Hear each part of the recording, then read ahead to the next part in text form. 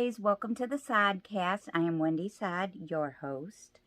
Today I am going to do a Halloween episode for you guys. And yes, I know it's a little early, it's not quite Halloween, but I'm dying to tell you guys a story. So get some coffee, get whatever you like to drink, and get settled in because it's going to be a little bit of a longer one. And halfway through this video, you are going to say, Wendy, what does this have to do with Halloween?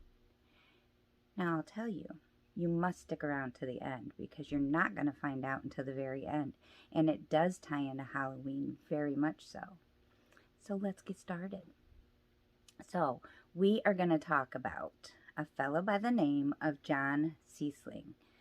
Now, Jon lived in Grand Rapids, Michigan with his mom, Sharon, his dad, Jan, and two sisters, 15-year-old Caitlin and 6-year-old Leah. Now, I'm going to just tell you a little bit about Jon's background and the way that Jon would describe his childhood. Now, these are his words, and this is his story. So, Jon would say that he had a miserable childhood and that he was abused as a child and that his mother would abuse him often, and his father he would describe as an alcoholic who was never home, and when he was drunk, and he would often hit him and beat him with a belt.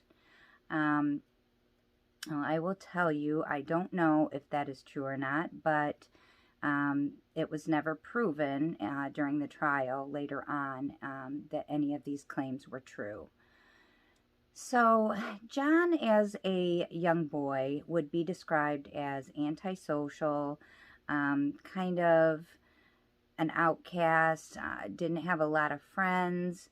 He was one of those kids that was known to be cruel to animals. He was known to blow up frogs. Guess that's a boy thing. Just do some little misfitish stuff, okay? He would set little fires, just causing trouble. So, Jon said he struggled from depression at a very young age, and he says right around the age of 12, to deal with kind of his way he was feeling and his emotions and all that, he started smoking pot. He also said that that would lead into harder drug use as his teens went on. He said he would use heroin, coke, peyote, PCP, LSD, drank a lot of alcohol. Now, I don't know. I experimented, but I don't recall ever. I was playing with Barbies at 12, so I don't know. That just seems so young to me, but who knows. So he gets into doing these drugs, and he said he blacks out frequently from doing the drugs. And, he is just not doing well in school. And as time goes on, he just decides, I'm done with school. Age 16, he's like, that's it, I'm done. He quits. So his parents decide, let's try another school. So they transfer Jon to another high school, and he does not do well there either. He makes it for about a month, and then Jon completely drops out of school. So at this time, his mom was working outside of the home at a nurse's station and a clinic, I believe. And the father, like I said, was a long-haul truck driver, so he was out on the road very frequently. So during the day, when his parents were both at work, and I would assume his sisters were off to school, he would invite buddies over, and they would just party all day, do these drugs, drink some alcohol. He said they would, he was into neo-pagan religion, which I don't understand. I don't know anything about it, so I don't really know what that means, but he said he had a pentagram drew on his wall in his bedroom, and he had it covered with an incubus poster, And he said at night he would take that down, or when his friends were over, he'd take it down, revealing the pentagram, and they would set up his dresser with candles like an altar, and they would perform rituals. And he said he got into that when he was about 16 years old. And he would say that at the age of 16, that he had his first attempt on his life. He said he just could not kick this depression thing, and he felt terrible all the time and just wanted to end it. And at the time, the family had been living with his grandparents, and he knew his grandparents had a gun. So Jon went in and got the gun one night, and he put the gun in his mouth, and he pulled the trigger. And to his surprise, nothing happened. The gun misfired, and it did not go off. So after this happened, his mother finally decided to go get the kid some help. And so she takes him to get help, and he sees a doctor, and they end up putting him on Prozac at that time. Now, this was in 2002, and he says that he doesn't feel like the Prozac was helping him at all, that all it would do was make him black out more when he was using his drugs and drinking. I can see that probably was happening. So he said that wasn't helping. He said he continued with his depression, and then 1 month prior to the incident that we are going to talk about, Jon tries to take his life again by taking a half a bottle of his Prozac and getting in his car and driving as fast as he can, trying to roll his car, causing an accident and trying to kill himself. And this did not work. It was not successful. So moving up to the day of our incident, January 22nd of 2003. Jon calls 911, and he's like, hey, this is Jon Siesling, and blah, blah, blah, I'm at this address, and some robbers broke into my house, and I'm really scared, and they killed my whole family, and you guys need to hurry up and get here. Click. What? Okay, Jon. So the police get there, right? They show up, and Jon is calm as a cucumber, emotionless. The police notice that his clothes are spotless. He does not have a spot of blood on him. They're just like, whoa, okay, something's funny here, right? So they go in to start looking around the house to see what's going on. And they noticed, first of all, that there is no forced entry into the home. They also noticed that nothing appears to be taken. The house wasn't ransacked. They noticed the entire house. These investigators would describe it as the most gruesome scene they had seen ever. And they said there is blood everywhere. This is a tri-level home, and they said on every single floor of the house there was blood smeared on the walls and just splattered everywhere. So they go in, they find a bloody knife, and they find a bloody baseball bat. In the kitchen, they find Mrs. Siesling lying dead on the floor next to her 15-year-old daughter, Caitlin, that is dead as well. They then further look into the house, and they go into little 6-year-old Leah's room to find her lying in her bed, still in her little snowsuit, and she has a stab wound to the neck. So they wrap up their crime scene, and they take Jon to the police station, and they are suspicious. Nothing is adding up that he's trying to say, right? So they start questioning Jon, and he's sticking to a story. He's like, no, these bad guys broke in, I swear, and they killed everybody, but they didn't kill me. And crazy. The dad was on the road at the time of the incident, so they knew he didn't have anything to do with it. I mean, we had one suspect here. It was the kid in the clean clothes that was cold as ice. And so they press him and they are, confronting him with the evidence. It's not adding up, Jon. And Jon slowly starts to confess. But he doesn't say it's him. He said, well, it wasn't me, it was Johnny, my alter ego. He's the one that did all the bad things. So Jon begins to tell a story. And I say a story because this is his claim of what happened that day.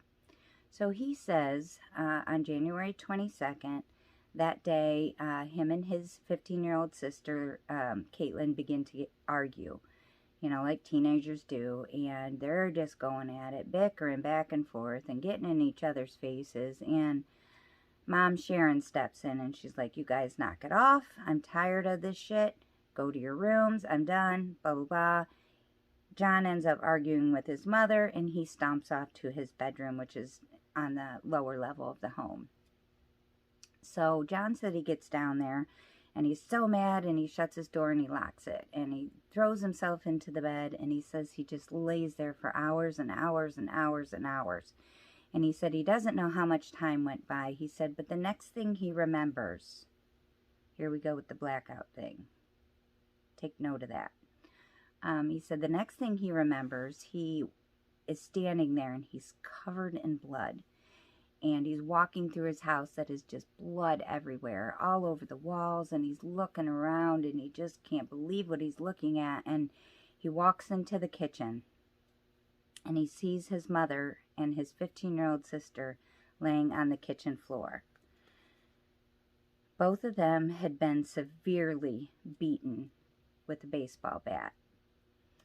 He would say that his mother was still alive, and she looks up at him and says, why, Jon? Why? Why? I love you, Jon. Why?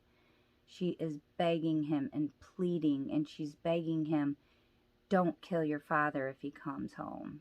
Spare at least somebody in this family. And he says she's trying to climb away and crawl away from him, and tries to climb up the stairs, and he slit her throat.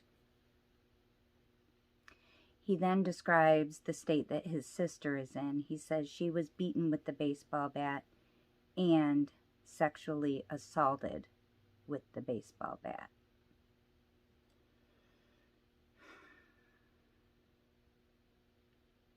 I don't even have words. So then he realizes that his mother is still alive, okay? So then he has a clear moment and he said, oh no, I better go call 911 because, she's still alive. Maybe I can get her help. So he runs to the phone to call, and he says before he gets to the phone, he hears his mother stop breathing. So Jon is like, well, fuck it. What's the point calling now? Shit. Nothing they can do. So what does he do? He goes and takes a shower. So he goes in. He takes a shower, gets cleaned up, and he comes out. When he comes out, he says he starts to clean the house. And he said, as he's doing this, he said he realizes that his little sister had been outside playing in the snow. And she enters the house.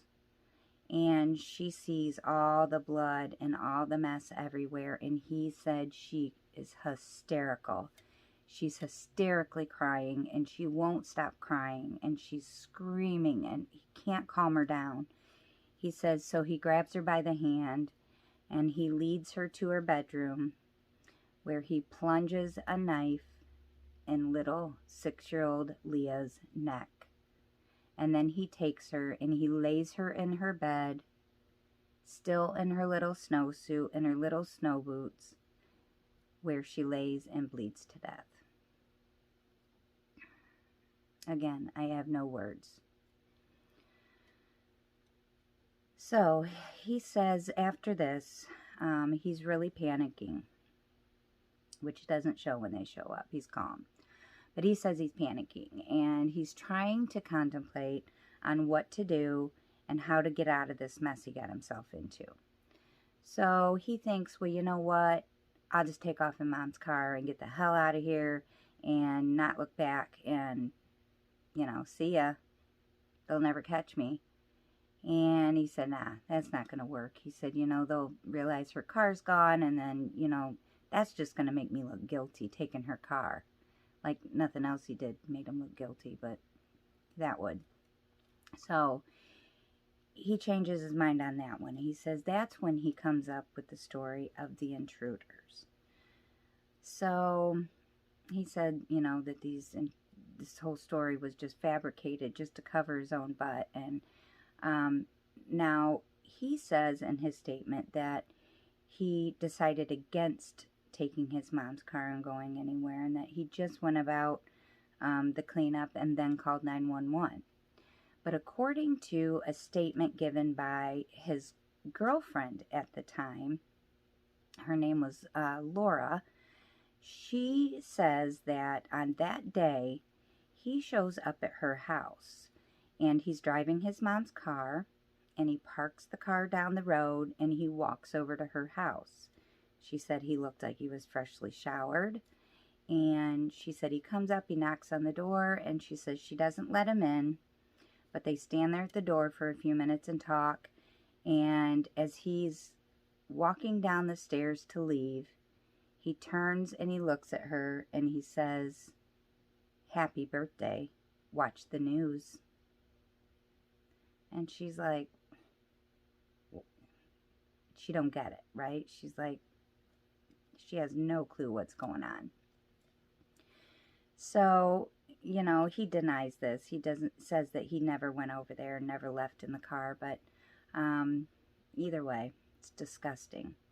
So he ends up going to trial, and he is his lawyer's trying to get him charged as a juvenile because he was 17 at the time, and the judge decides against this, and he does charge him as an adult.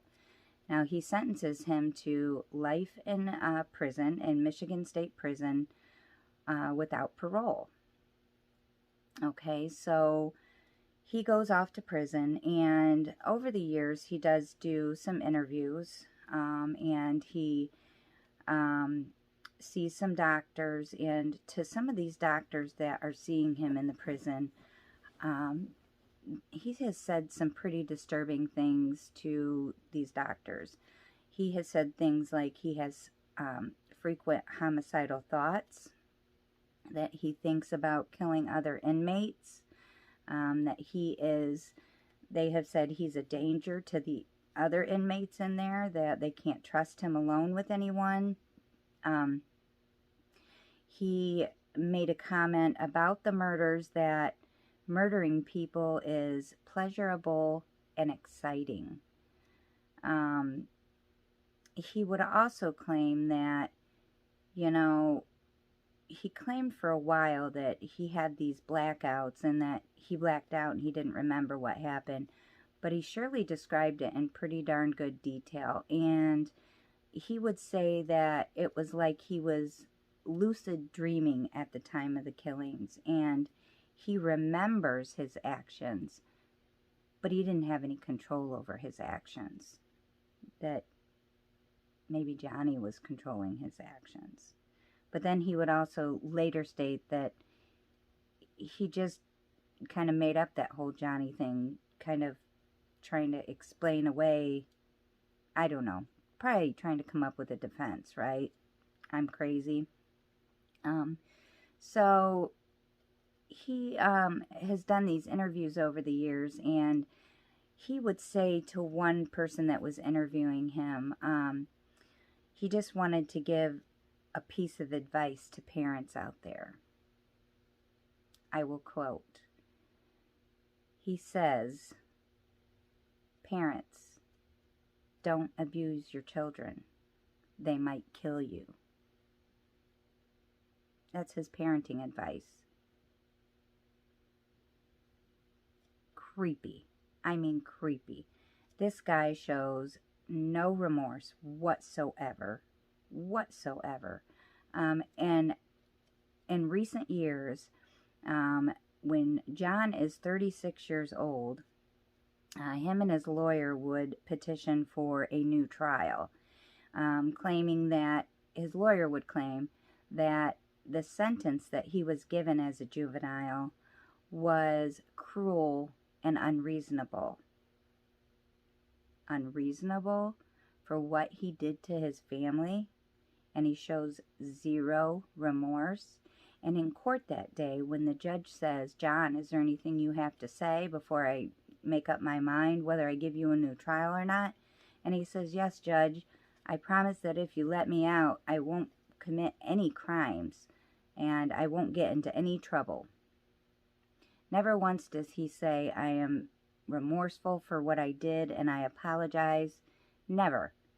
Just cold as can be. His aunt would say that she went to visit him on one occasion not long after he was sentenced, and she said he was just cold as ice. Like, he did not say, to her, "I am so sorry what I did, I can't believe my actions, please forgive me." No.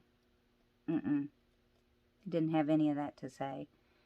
And, these doctors would testify that, he's one of these people that would probably reoffend if he was to be released. So the judge makes the correct decision to deny his petition for a new trial and to uphold his conviction of life in prison without parole. Yay, okay? Because I think this kid, he was very mentally ill and he needed help, but he just is a very disturbed person. And unfortunately, he didn't get the help soon enough, and he did what he did. And it's just a very tragic, tragic story. So, you're asking, "Wendy, what does this have to do with Halloween?" We're going to find out. So, you guys, on October of 2021, this story would again make headlines. Yes, again, it would make headlines because if you remember in the beginning of the story, I told you that the Sieslings rented this home where the murders took place. And the woman who owned that home during the time of the murders was a woman by the name of Amanda Gee. And she would say that, she's done several interviews, and she would say that at the time of the murders, after the crime scene unit was done, she took possession back of the house, and her family were the ones that were stuck cleaning up this gruesome scene. And she would describe it just as the police officers did the day it happened, that it was just horrific, and there was blood everywhere, and she said that it looked like he took blood and painted the walls with it. And so after she did that, they ended up moving into the house. I don't know that I would have ever done that, ever, but that's what her and her family did. And she said for the next 18 years they lived in this home. And she says that it was never-ending harassment by the community, that people were constantly driving by and hollering out their windows, about the murders, and saying just these horrible things. She said that people were harassing her kids and bullying them in school over it. Now, I probably, if it was that bad, I would have just moved. But I guess she didn't think that was an option. I don't know her story, but they decided to stay, and the harassment just went on for years. People, driving by the house, just curious, taking pictures, stopping in front of the house. So she says it got to the point where she just could not take it anymore. And she decides that on October that year for Halloween, 2021, she was going to make a statement to the public and the community that, yes, we live here. Yes, we know these murders happened here, and leave us the F alone. okay? So her way of doing this is disgusting, and you will see why. She decides to decorate for Halloween, and by doing that, I'm going to show you pictures here. They look like normal Halloween decorations if you're just driving by any house, okay? But no, she puts up crime scene tape around the front yard, and then she puts 3 tombstones in the front yard depicting each one of the murder victims. She doesn't stop there. She lines the front steps with evidence tags, and then on the front door she puts a display of bloody handprints with red paint and blood dripping down and a saying that says, "Help us." On the front picture window of the house, there is a large display of blood spatter and bloody handprints all over the front window. I mean, if this isn't the most distasteful decision, I don't know what is. I mean, if she thought she was harassed before that, I can only imagine what she is going through now, because the community was outraged. I mean, they were outraged. It was all over the news. It was all over the front page of the paper what this woman did. And she's trying to justify what she did by, oh, they were my friends and I knew the Sieslings and we loved them, but we were just tired of the harassment. So you're going to disrespect and mock their murders in the way you did by making a Halloween display in your front yard? I mean, was she even thinking about the remaining family for 1 second? Poor Jan, the father, who might have to drive by the house every day on his way to work and see this gruesome sight.